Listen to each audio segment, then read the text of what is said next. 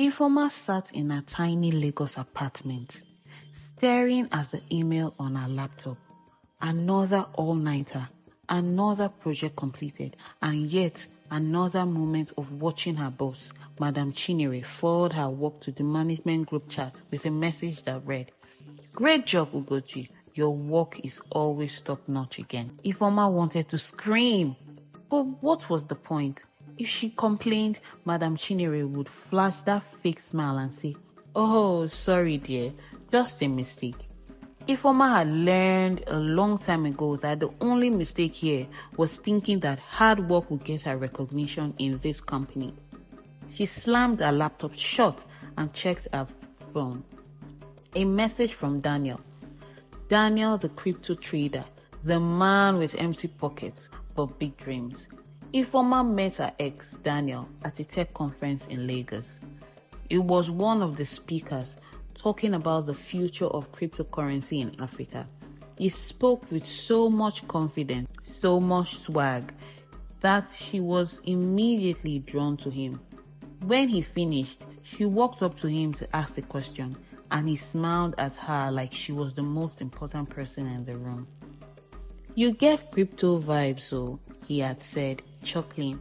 "I like women who understand digital wealth." And just like that, he swept her off her feet. Daniel was too smooth, she said. He knew how to make her feel special. He would send voice notes in the morning, telling her how much he admired her intelligence. He would randomly send lunch money. "Babe, eat something sweet today," and then turn around and say his account was frozen so she could help him with something small.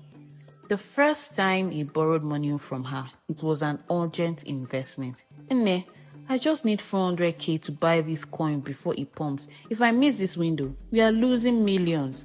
She hesitated, but he painted the picture so well, so convincingly, that she wired the money.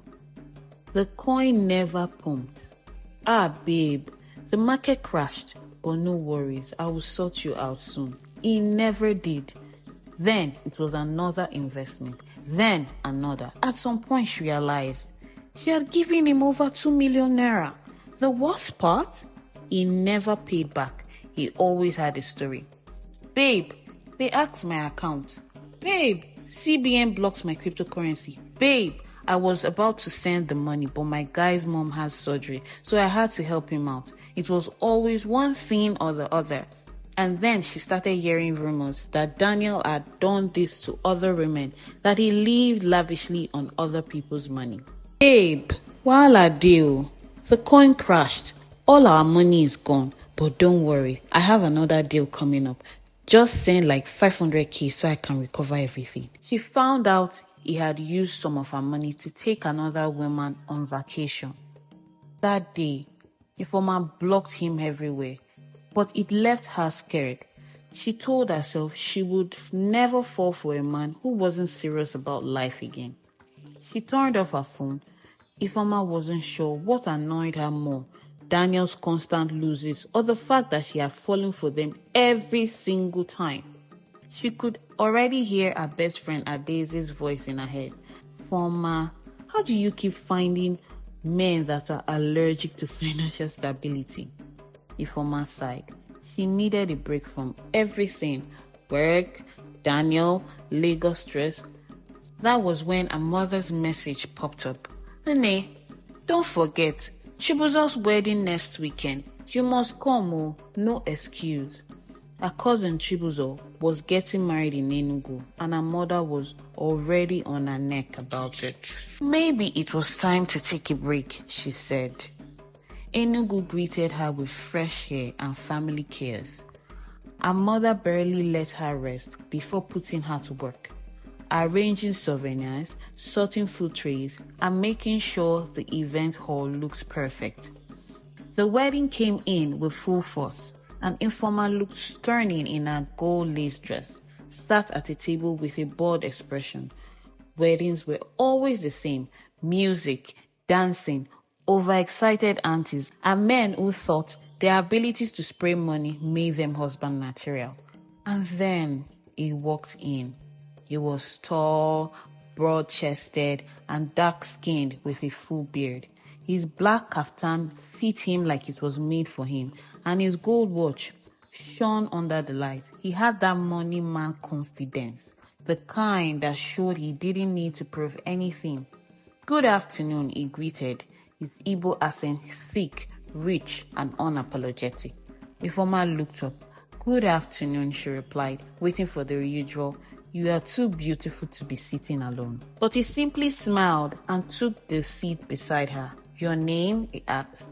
"Ifeoma." "Nice, I'm Chimaobi." And just like that, the conversation flowed. He didn't try to impress her with fake American accents or crypto stories. He talked about life, family, and business. He owned a construction company and had investments in different industries. And then he started eating, loudly, very loudly. The way he chewed his meat had her questioning if she had made a mistake sitting with him. And when he started talking with food in his mouth, she almost passed out. Her attraction disappeared immediately. Later that night, she called her best friends, Adaeze, Chika, Uju. "You people need to hear this." Ifeoma met Adaeze, Chika, and Uju in university. Adaeze was the no-nonsense one, the sharp-tongued law student who could argue about anything and win. She had a way of making people feel small when she wanted to, but if she was on your side, you were untouchable. She and Ifeoma became friends in their second year when they both had the same lecturer who loved frustrating students.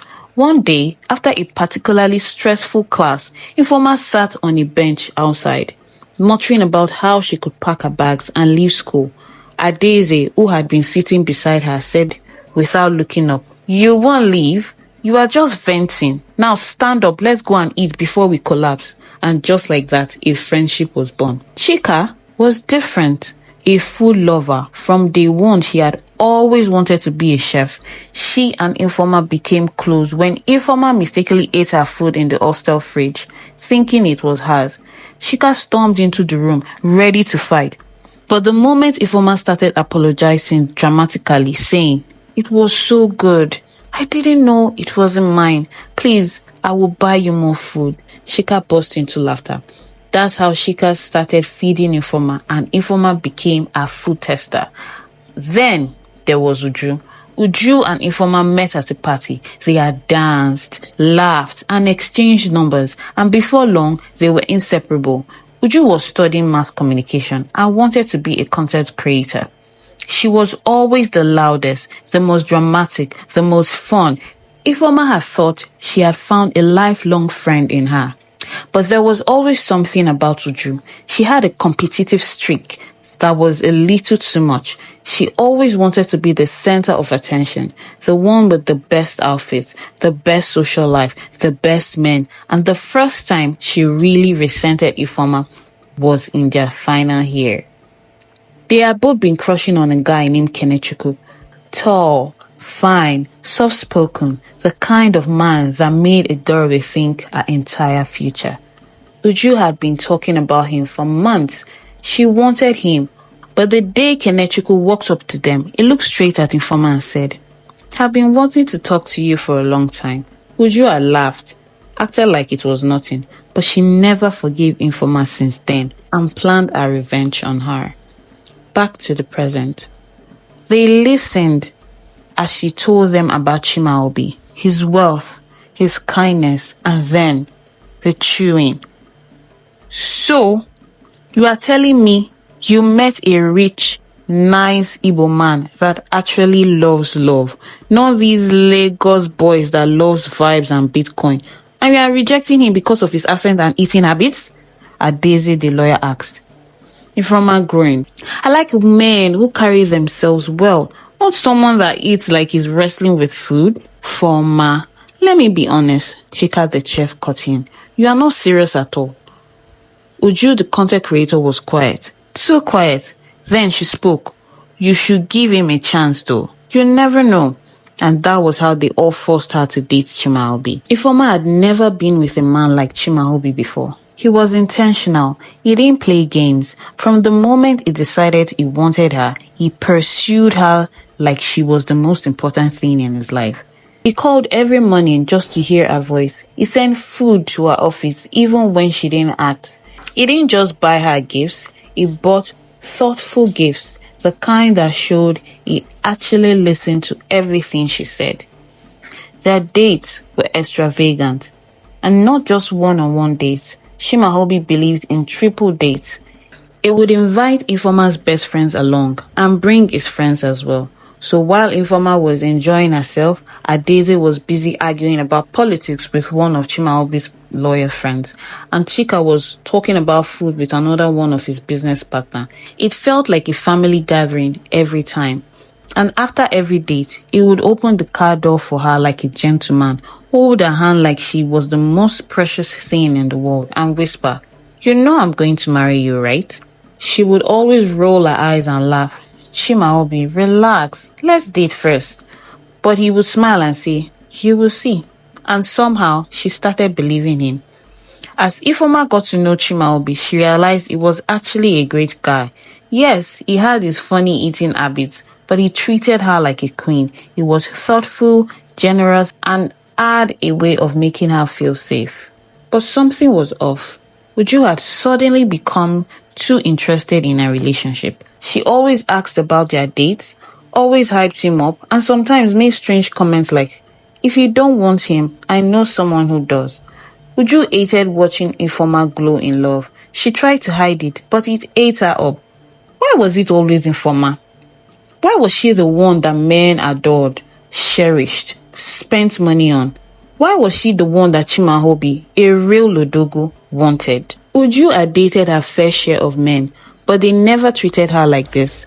And it didn't help that every time they all went on triple dates, she saw the way Chimaobi looked at Ifeanyi like she was the best thing that had ever happened to him. And that was when she decided, I must take him from her. She started subtly, whispering little things to Chimaobi like, Ifeanyi is just managing you. She actually prefers intelligent men. Then she got bolder. She's still talking to her ex. You're just the one funding her soft life. And then the final move. You deserve someone who actually wants you, not someone who was forced to date you. I can be that person. She expected him to fall for it, but Chimaobi wasn't a fool. He shut her down immediately. Then one day, Chimaobi called her. Foma, I need to talk to you. They met at a restaurant and he looked serious. I want to be honest with you, he said. Your friend Uju has been telling me things about you.